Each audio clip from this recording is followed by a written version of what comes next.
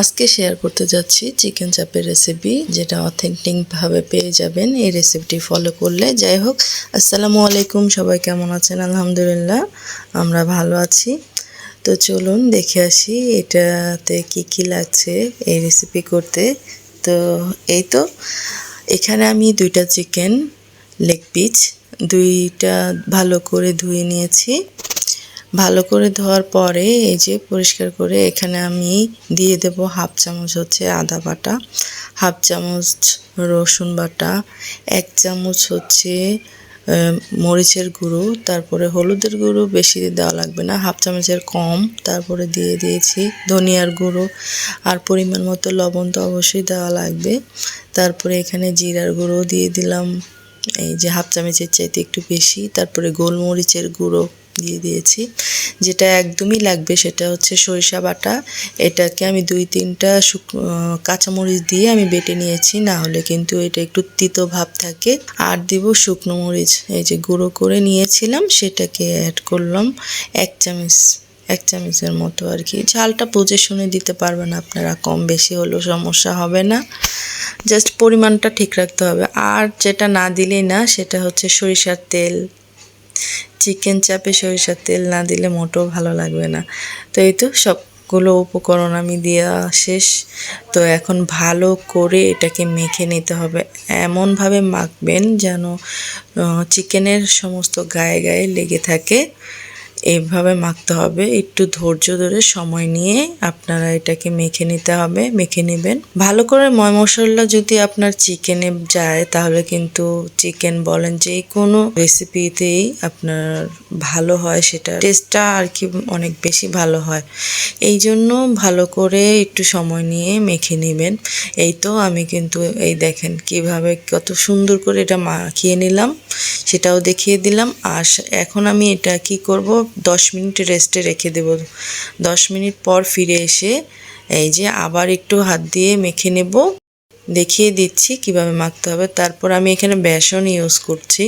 Chicken চাপে কিন্তু ময়দা বা আটা কোনোটাই ইউজ করে না, বেসন ছাড়া। বেসন অবশ্যই ইউজ করবেন। তো আমি বেসনটা দিয়ে আমি ভালো করে চেপে চেপে এটাকে একটু বেসন গায়ে গায়ে লাগিয়ে নেব, ভালো করে বেসনটা যেন গায়ে লাগে। তো এই তো আমি একটা তো দেখিয়ে দিলাম, আরেকটাতেও আমি লাগিয়ে দেখিয়ে দিচ্ছি কেমন হবে এটা। তো এইভাবে ভালো করে এই যে দুটোটাতে আমি ভালো করে গায়ে লাগিয়ে নিলাম। তারপরে তো আমি একটা প্যান বসিয়ে দিলাম চুলাতে, তেল ভালো করে এটা গরম করে নিতে হবে অবশ্যই। তারপরে আমি চিকেনগুলো ছেড়ে দিলাম।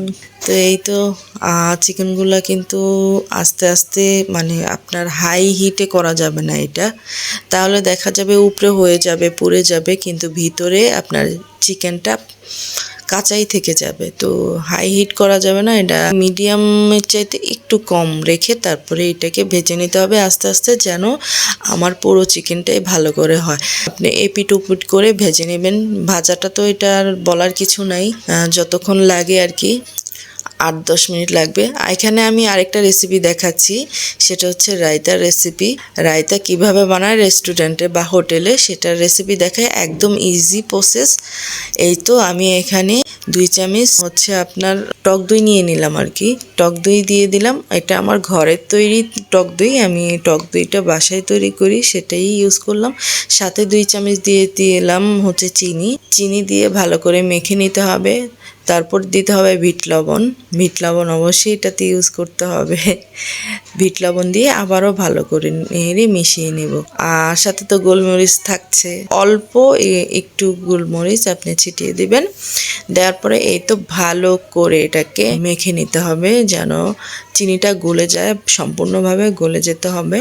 তারপরে হচ্ছে আপনার শসা কুচি করে আপনি দিয়ে দেবেন। এই তো রায়তা শেষ। রায়তার রেসিপি একটা ভিডিওতে আমি কয়টা রেসিপি দেখালাম দেখেন। তো এইভাবে যদি আপনারা ফলো করতে পারেন তাহলে কিন্তু ফেল হবেন না। অবশ্যই আমরা যেই রেস্টুরেন্টে খাই বা হোটেলে খাই সেই স্বাদটাই পেয়ে যাবেন। তো এই তো এই রেসিপিটাও দেখে দিলাম, আর এই তো আমি পরিবেশনও করে দেখালাম। এখানে কিন্তু লুচি বানিয়েছি। যদি আপনারা লুচির রেসিপিটা চান তাহলে আমাকে অবশ্যই কমেন্টে জানাবেন, তাহলে আমি সেই লুচির রেসিপিটা দেখিয়ে দেব। আর এখানে আরেকটা প্রসেস আমি দেখিয়ে দিচ্ছি চিকেন চাপের সাথে। এইটাও আমরা হোটেলে খেয়ে থাকি। যেমন এই যে আমি এখানে তেল দিয়ে আমি পেঁয়াজ দিয়ে দিলাম, 3-4টা পেঁয়াজ কেটে নিয়েছি। পেঁয়াজটাকে একটু ভেজে নেব, একদম বেরেস্তা করব না, একটু ভাজবো আর কি, 30 সেকেন্ডের মতো ভাজবো। ভাজার পরে এখানে কাঁচামরিচ ইউজ করলাম, কাঁচামরিচটা দিয়েও একটু নেড়ে দিচ্ছি। একটু নেড়ে দেওয়ার পর এখানে যেটা অ্যাড করব সেটা হচ্ছে টমেটো ইউজ করব। এই যে টমেটো দিলাম, একটা টমেটো কেটে দিয়েছি। টমেটোটাও কেটে নেড়ে চেড়ে দেবো, কারণ টমেটো থেকে অনেক পানি বের হবে। এটা হাই হিটে করতে হবে, এটা কিন্তু মিডিয়াম বা লো কোনোটাই চুলার আঁচ করবেন না, পুরা হাই হিটে দিবেন, কারণ এটার পানি বের হবে এখনই। সাথে ক্যাপসিকাম ইউজ করলাম, ক্যাপসিকাম দিয়ে আবারও ভালো করে নাড়বেন, কারণ হচ্ছে এখন পানিগুলি শুকাতে হবে। হাই হিটে অবশ্যই নেড়ে চেড়ে পানিগুলি শুকিয়ে নেবেন। আর সাথে লবণ তো পরিমাণ মতো দিতেই হবে, আমি কিন্তু লবণটাও দিয়ে দিয়েছি। খেয়াল করেছেন কিনা জানি না, আমি লবণও ইউজ করেছি। তো এই তো ভালো করে এই যে পানি বের হয়ে গেছে। সাথে এখানে যেটা দিতে হবে সেটা হচ্ছে আলুটাকে ফ্রাই করেছি আমি, ওইটা আর কি দেখাইনি। আলুটা ফ্রাই করে রেখেছিলাম তেলে, সেটাও দিয়ে দিলাম। দিয়ে এই যে আমার কিন্তু এটা হয়ে গেছে। এই যে আমি পরিবেশন করেও দেখাচ্ছি চিকেন চাপের সাথে। আপনারা এইভাবেও খেতে পারেন, এটারও টেস্ট অনেক ভালো আসে, এটাও অনেক টেস্টি হয়। তো এই যে আমি দুইভাবেই দেখে দিলাম রেসিপিটা। তো ভালো লাগলে অবশ্যই শেয়ার করবেন, আর আমার পেজের সাথেই থাকবেন। সবাই ভালো থাকবেন। আল্লাহ হাফেজ।